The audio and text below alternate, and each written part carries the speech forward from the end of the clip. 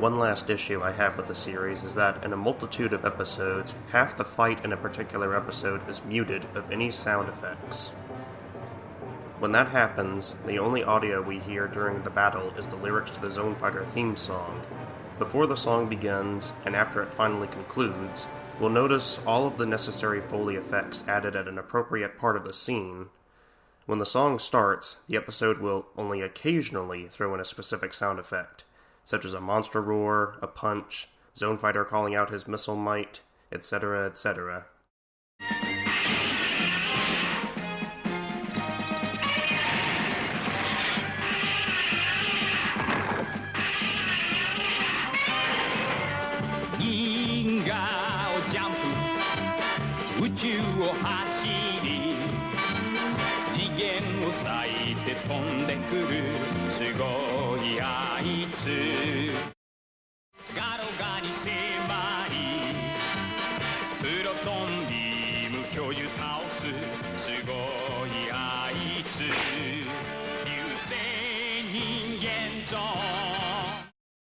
Sort of like my complaint about Super Jikaro, the idea of having the editor only rarely add in the needed audio during a specific fight is a highly lazy attempt to construct an episode.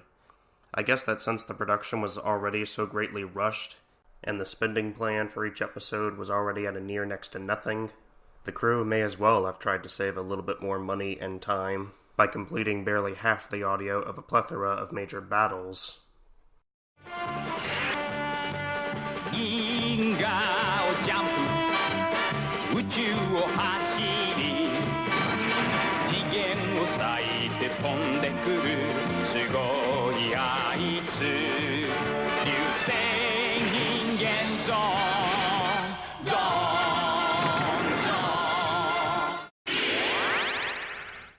Airing on a weekly syndication beginning on April 2nd, Rusei Ningen Zone officially came to an end on September 24th, 1973, for a grand total of 26 episodes. There have been numerous explanations as to why it was halted after its two-season run. The oldest reason I'm aware of is that the oil crisis of 1973 began to take a toll on the filming industry, even going so far as to cause a spike in the production costs for movies and television. Another reason, as stated on Sci-Fi Japan, was due to a ratings issue, which I have a hard time comprehending. The show had Godzilla, Ghidorah, and Gigan in it, for crying out loud. You're telling me that no one was eager to tune in for that every week? Recently, however, Toho has stated that the show ended the way it did because it was intended to last only 26 episodes. I'm finding even that hard to accept, as episode 26, titled Pulverize, the Garoga Gamma X Strategy, which I actually think is my favorite episode overall, didn't end with any kind of proper finale. Zone Fighter fought off a new Kyoju, Grodo Goros, who was formed from the merging of 5 Super Garogas, and then shortly after the fight, aside from a boy being healed from his injury, the episode just ends without any major issues resolved. The Garogas are still in space, probably calculating their next strategy, and the Zone family doesn't seem to really question what'll come next or how much longer their war with the interplanetary enemies will continue.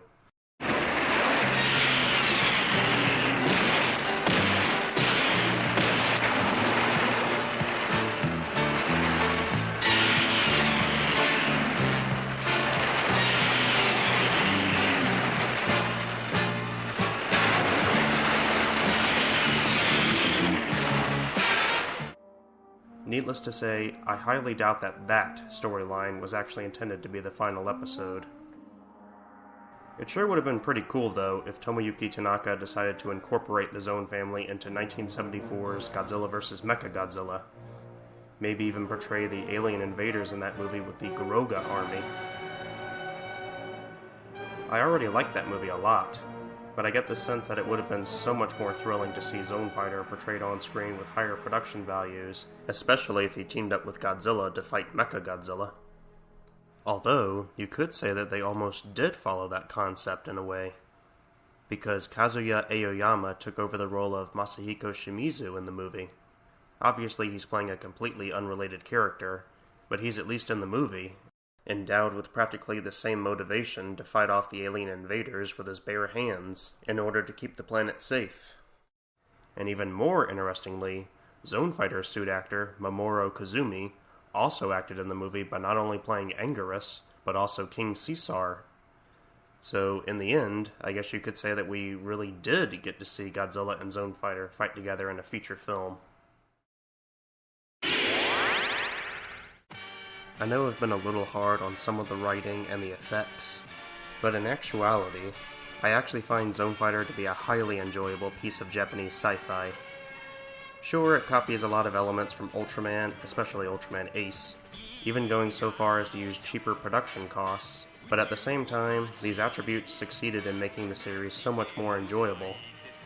And I especially love the idea of the show featuring characters that, when donning their human persona, were just regular people, not scientist figures or soldiers or anything sophisticated like that. And rather than simply being a show that expresses the bulk of the entertaining action in its various monster battles, we're treated with an onslaught of characters that are capable of fighting their opponents throughout a large portion of each episode, sustaining the fun quality even without the monster's on-screen presence. Interestingly, aside from the Ultraman-style giant monster action, in the scenes where the Zone siblings are fighting off the Garogas in their human and alien form, it almost seems like it's paying tribute to other Henshin hero shows like Kamen Rider, and even better, the concept of a tokusatsu series that features a group of combat-capable heroes that also have an ability of sorts that allows them to fight off a giant monster seems almost like an early precursor to Toei's Super Sentai series, which eventually became known in North America as Power Rangers. Sounds mind-blowing, I know, but I'm almost certain that Zone Fighter was the series that caused the birth of Toei's famous long-running superhero franchise, which began in 1975, which was 2 years after Zone Fighter concluded.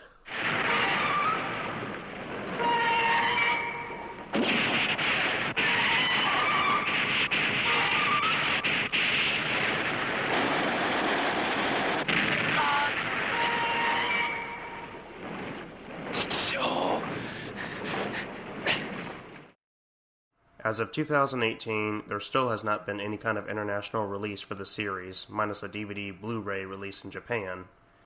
A small toy line was also produced, featuring Zone Fighter and several other Kyoju, but the figures are all very pricey, if you manage to find them online at all. But even after 45 years, the show is still in strong demand amongst kaiju fans, mostly because of the appearances of Godzilla, Gigan, and Ghidorah.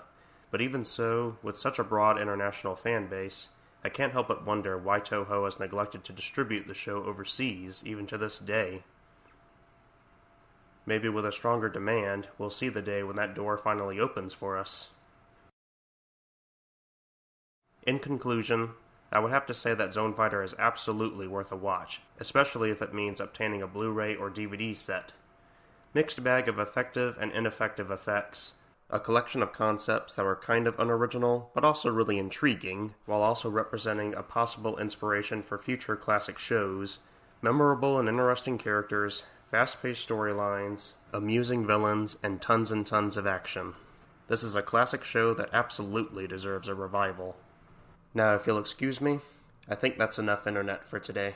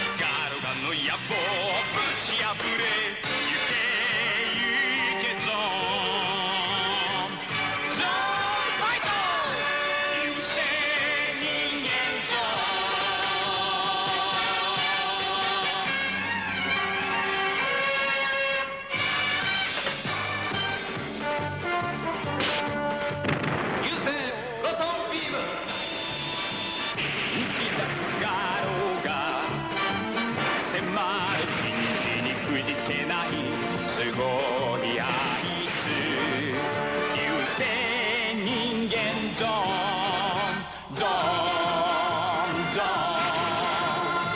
ン夕日の仲間地球の友よ弱きはどうだガロガに負けてなるものか行け行けぞゾーンファイト流星人間ゾ